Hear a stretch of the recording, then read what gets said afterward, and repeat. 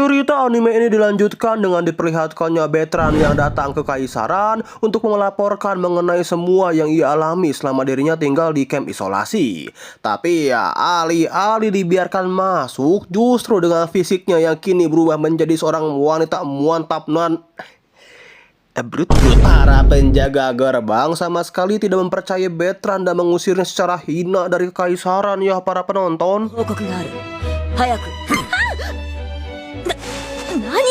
Kesialan Bertrand tak berhenti sampai sini saja ya teman-temanku. Dengan fisiknya yang kini berubah menjadi wanita cantik non menggoda, Roy sang pria lemah iman yang mengetahui hal tersebut pun tentu memiliki niat untuk kewer Bertrand bro.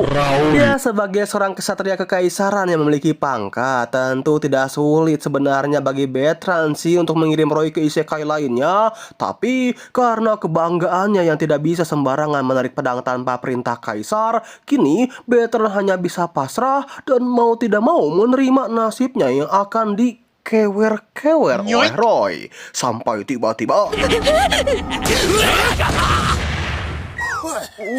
iya, beruntungnya Bertrand karena tiba-tiba saja Yukito datang dan menggagalkan aksi keweran Roy tersebut. Tapi ya, kedatangan Yukito ini bukanlah tanpa alasan juga ya cuy ya. Yang mana Yukito yang mengetahui kini Bertrand sudah dibuang oleh kekaisaran, Yukito pun memanfaatkan hal tersebut untuk merekrut Bertrand guna menjadi bawahannya. Bertrand yang mendengar hal tersebut sih pada awalnya ingin menolak permintaan Yukito gitu kan. Tapi karena Yukito sudah menyelamatkan Bertrand dari sang pria lemah iman Roy yang ingin mengkewer-kewernya, maka dengan terpaksa demi membalaskan hutangnya, Bertrand pun pada akhirnya mengiyakan permintaan Yukito.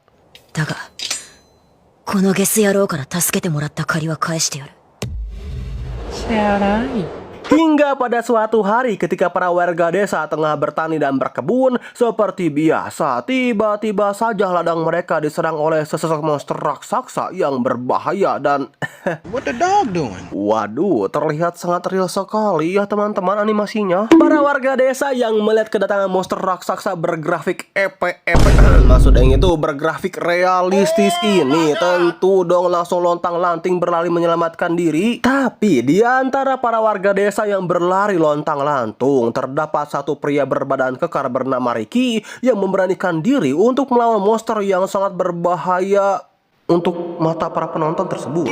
Mitama yang melihat keberanian Ricky dengan inisiatifnya memberikan sebuah pedang legenda yang terlihat cukup overpower untuk Ricky gunakanlah melawan monster itu. Melihat pedang legendaris di sisinya, tentu membuat Ricky semakin percaya diri gitu kan mengalahkan monster burik itu. Tapi kenyataannya iya, ujung-ujungnya Ricky pun terpental karena pedang legendaris itu sama sekali tidak berguna di dalam dunia yang tanpa sihir. Di dalam kepanikan Dewi Ampas dan juga Yukito, tiba-tiba saja muncullah Bertrand lengkap dengan pedangnya yang dengan mudahnya juga membelah dua monster bergrafik burik tersebut.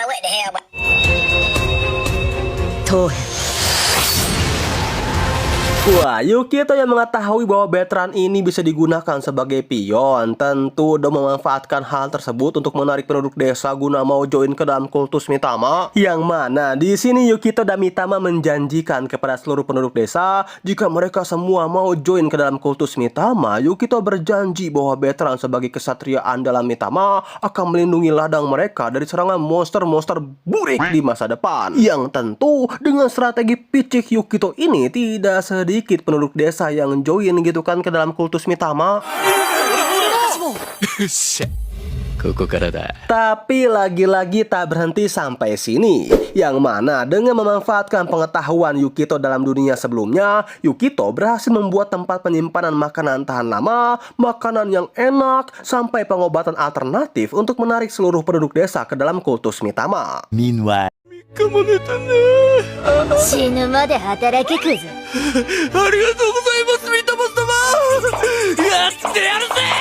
yang tentunya dengan gebrakan seperti itu, pengikut Mitama pun bertambah dengan pesat dan kini kini pengikutnya sudah menginjak di angka 107 penganut. Namun walaupun pengikut Mitama sudah bertambah pesat, Yukito masih nampak bimbang ya para penonton, karena di sini Yukito masih bingung dan butuh beberapa pengikut lagi gitu untuk menghancurkan kekaisaran. Tapi di tengah-tengah kebimbangan Yukito, tiba-tiba saja dirinya dihampiri oleh Bertrand yang nampak terlihat cukup imut dan menggoda.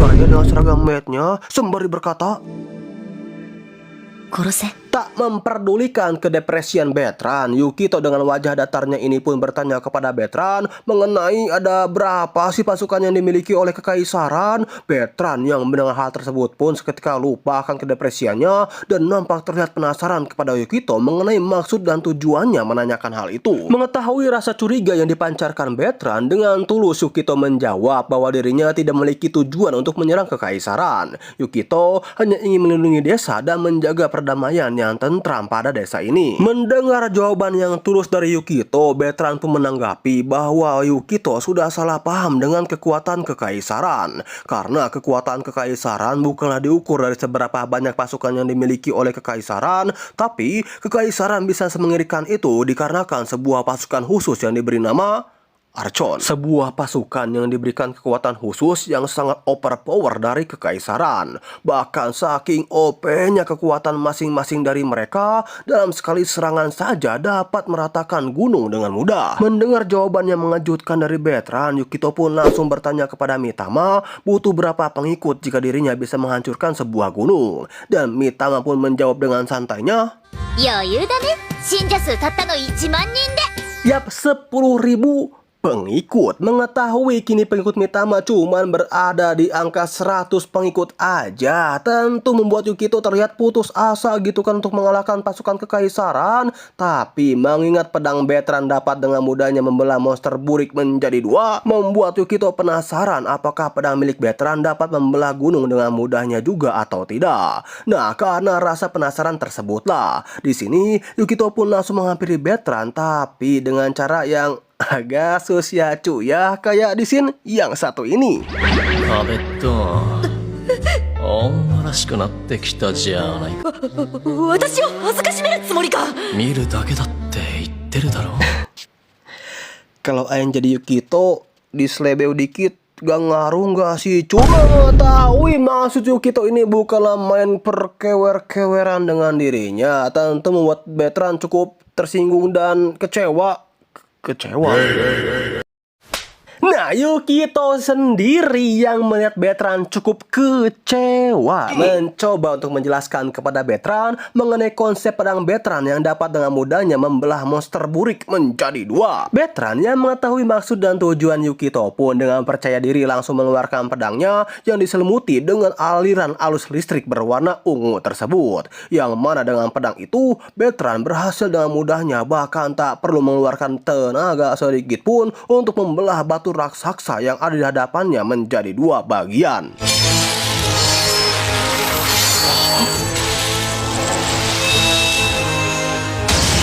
Di sini Bertrand juga menjelaskan bahwa pedang yang kini berada di tangannya bukanlah pedang sembarangan ya cuy ya, yang mana pedang ini merupakan pedang khusus diberikan kepada pasukan khusus kekaisaran yang sudah diberikan kekuatan khusus oleh kaisar. Nah, untuk alasan kenapa pedang Bertrand bisa mengeluarkan listrik, Bertrand sendiri sebenarnya tidak mengetahui akan hal itu, karena yang Bertrand tahu adalah aliran listrik yang ada di pedangnya tersebut sudah ada sejak dirinya dipercayai pedang itu oleh kaisar. Mengetahui cara satu-satunya untuk mengalahkan kekaisaran adalah mengumpulkan 10.000 pengikut untuk Mitama, Yukito pun langsung mendiskusikan hal tersebut kepada Seal dan juga Clan. Tapi mereka berdua yang mendengar kata 10.000 pengikut langsung memberitahu kepada Yukito bahwasalnya hal tersebut merupakan hal yang sangat mustahil. Secara di desa ini aja cuman ada 2.000 orang saja gitu kan. Namun jika Yukito mau mengumpulkan 10.000 pengikut, dirinya dapat mengumpulkan hal itu di desa sebelah. Karena faktanya, di luar lingkungan kekaisaran terdapat banyak desa yang diasingkan juga seperti desa Yukito yang ditinggali saat ini. Mendengar hal tersebut, tiba-tiba saja Yukito teringat dengan kata-kata ayahnya yang saat itu berkata bahwa saat itu juga ayahnya hanya memiliki 100 pengikut saja. Tapi dengan anggota yang rata-rata merupakan atlet bela diri profesional, kultus ayahnya selalu menghabiskan kultus-kultus penipu dan merebut pengikutnya hingga bisa sebesar ini. Dan dalam ingatannya tersebut, Yukito pun mengingat sebuah kata-kata keramat dari ayahnya, yaitu jika ingin menambah pengikut, rebut sekalian wilayahnya. Nah, karena ingatan itulah Yukito pun membulatkan tekadnya meskipun tak sebulat boba milik Al, tapi Yukito sudah memutuskan untuk merebut wilayah yang ada di desa sebelah. Dan Yukito juga ingin memajukan peradaban di desanya ini seperti peradaban modern. やってみるか。この村の時間を500年進める。どういうこと？ And ya benar saja, dengan kekuatan yang dimiliki Mitama sebagai dewa bumi, dalam jangka waktu 1 bulan aja, kini kita diperlihatkan semua kehidupan, alat pertanian, teknologi, listrik, dan pengikut Mitama berkembang dengan pesat. Akan tetapi, di tengah-tengah perkembangan pesat tersebut, bukan berarti masalah berhasil diatasi ya para penonton, yang mana ketika mereka semua tengah merayakan keberhasilan ini, tiba-tiba saja Roy memberitahu kepada Yukito mengenai Bertrand yang kini sudah dikalahkan oleh sesosok gadis kecil. Pada awalnya si Yukito dan Mitama yang mendengar kabar tersebut tidak menganggap masalah ini sebagai masalah besar gitu kan, sampai mereka tahu bahwa gadis kecil yang dimaksud Roy itu merupakan sesosok Arkon, salah satu pasukan elit kekaisaran yang sangat overpower bernama Atar. 何者？僕は神だ。神？ Pada awalnya sih pertarungan antara Mitama dan juga Atar dapat berjalan dengan seimbang ya. Bahkan Mitama dapat memojokkan Atar dengan begitu mudahnya malahan. Setidaknya sampai Atar mengeluarkan kekuatan aslinya.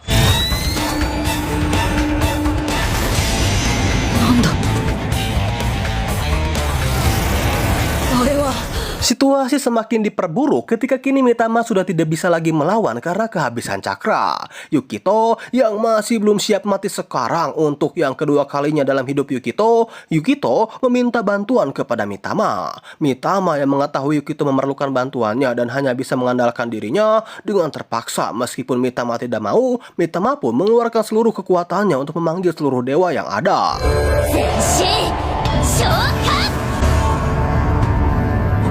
Dengan seluruh kekuatan dewa yang ada, tentu tidak sulit bagi mereka mengalahkan Atar ya teman-temanku. Itu kan yang kalian pikirkan awalnya. Tapi sayangnya ketika Atar hampir saja dikalahkan.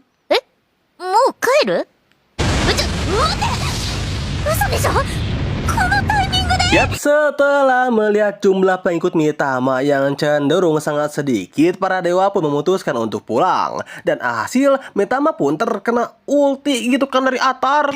Nah, setelah Atar berhasil mengalahkan Mitama, Atar pun melampiaskan kekesalannya dengan meratakan seluruh desa Yukito. Sampai tiba-tiba... これで任務完了。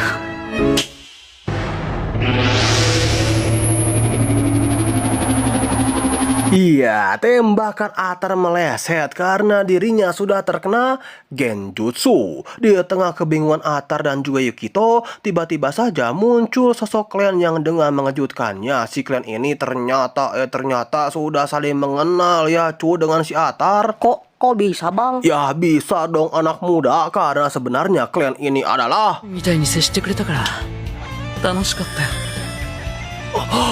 俺の名はロキ。アルコーンの一柱だよ。 Ya, ternyata sosok asli dari klan ini adalah seorang Arkon bernama Loki. Lalu kok Loki menyelamatkan desa Yukito bang? Terus apa alasan Loki berkhianat abangku?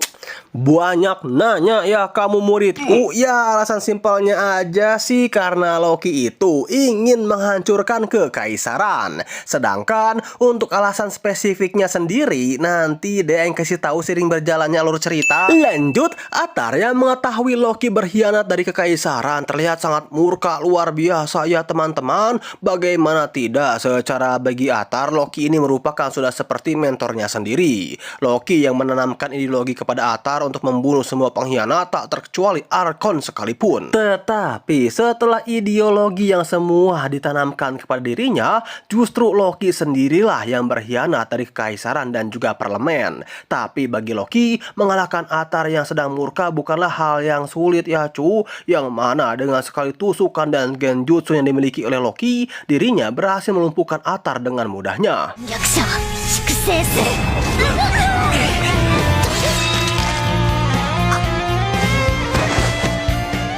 学習しないなお前は。 Nah, setelah melumpuhkan Atar, kini Shin pun berganti kepada Loki yang membawa Yukito, Mitama, dan Atar ke hadapan Kaisar. Akan tetapi, setibanya mereka di hadapan sang Kaisar, Mitama yang mengetahui ada sesuatu yang janggal di dalam istana pun mencoba untuk mengecek hal tersebut. Sampai terjadilah... でも別の世界からここに来た異世界転生者。あ、三笘。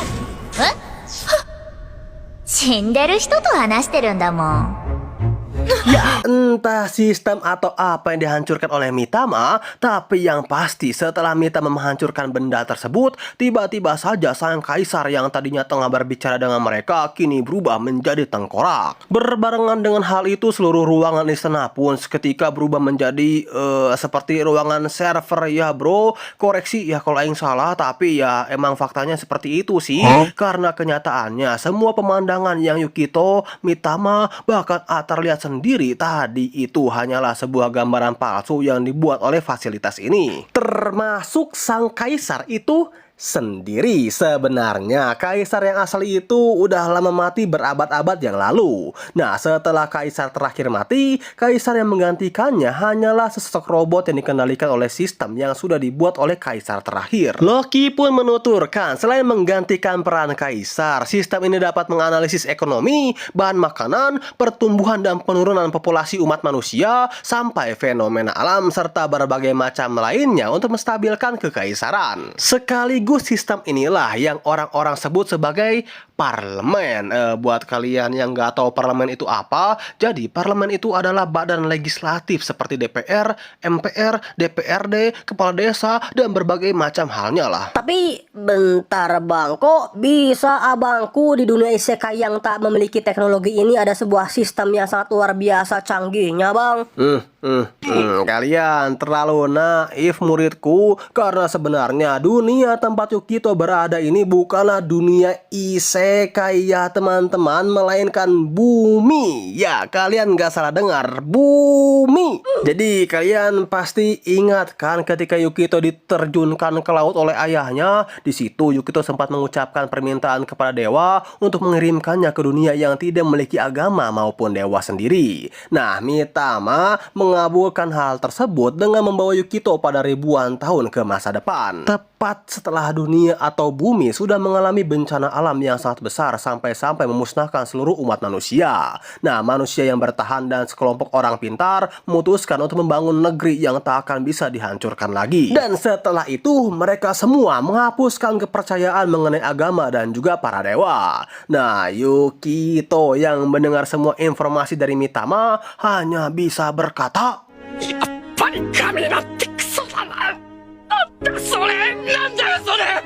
Mengetahui kenyataan pahit tersebut, Yukito tanpa basa-basi langsung menyerang Loki sembari bertanya kepada Loki sebenarnya apa tujuan Loki itu. Akan tetapi, setelah Yukito menggoreskan pisau ke pipi Loki dan menatapnya dengan tajam, pada akhirnya Loki pun menjelaskan mengenai maksud dan tujuannya tersebut. Jadi, semua itu bermula ketika Loki melihat pengeksekusian massal yang tengah terjadi di Kekaisaran. Terlihat, semua warga di sana merasa acuh tak acuh dan menganggap bahwa eksekusi massal ini merupakan hal yang biasa dan harus dilakukan oleh setiap warga yang tinggal di negeri tersebut. Bahkan nih ya bro, ada seorang anak dan ibunya yang terlihat tak peduli setelah sang ayah mati di hadapan mereka seolah-olah tak terjadi apa-apa. Loki yang melihat kejadian itu tepat di hadapannya sudah cukup muak dengan aturan yang ada di negeri ini yang begitu pasrah akan kematian. Bahkan kecoa yang ingin Loki bunuh saja dengan kakinya masih takut dengan kematian dan memilih kabur ketika akan dibunuh. Melihat kejadian tersebut, Loki pun berasumsi bahwa orang-orang kekaisaran yang menerima pengakhiran hidup begitu saja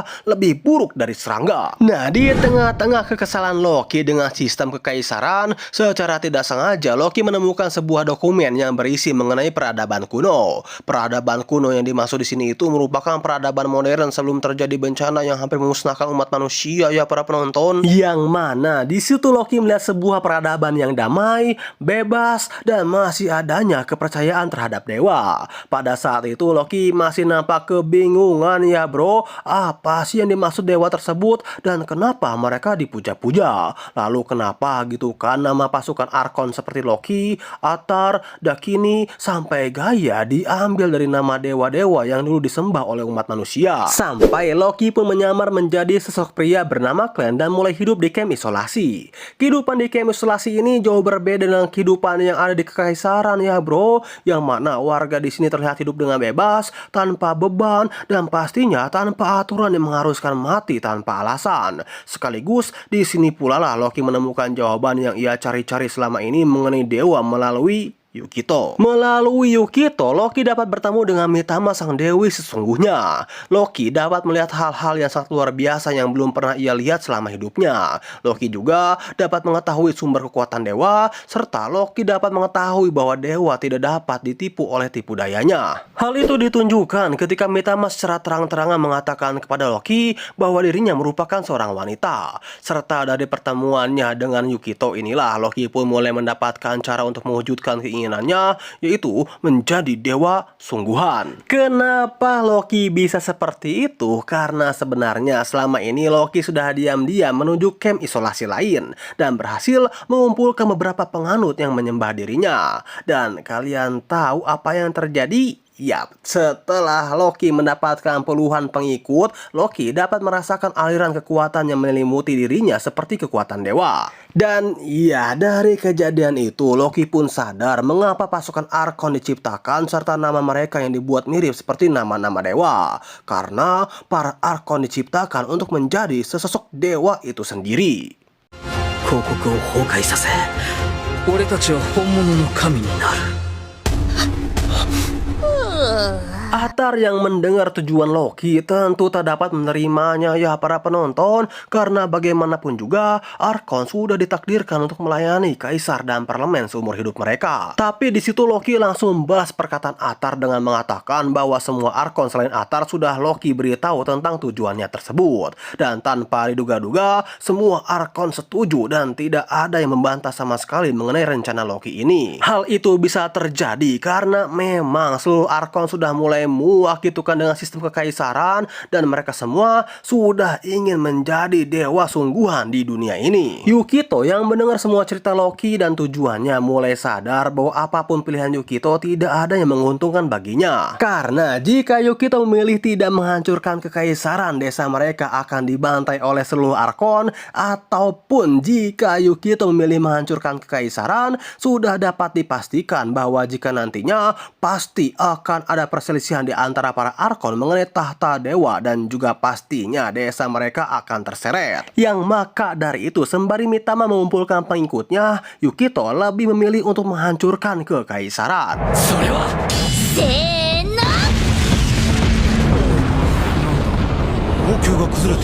Setelah kekaisaran hancur, maka era bagi para dewa pun tiba, dan pastinya dalam merebutkan tahta dewa tertinggi, dunia ini akan hancur akibat peperangan yang terjadi antar Arkon. Tapi ya, meskipun Yukito mengetahui akan hal tersebut, di sini Yukito masih dapat menanggapinya dengan santai ya cu, karena bagaimanapun juga dewa palsu seperti para Arkon tidak akan pernah bisa mengalahkan dewa sungguhan seperti Mitama, yang secara tidak langsung perkataan Yukito ini sudah menyatakan perang terhadap seluruh Arkon yang ingin menjadi dewa palsu di dunia ini. And ya, pernyataan perang Yukito ini pun juga sekaligus menutup alur cerita dari anime Kami Naki Sekai no Kami Sama Kosudo part yang kedua memangku. Jangan lupa ngocok.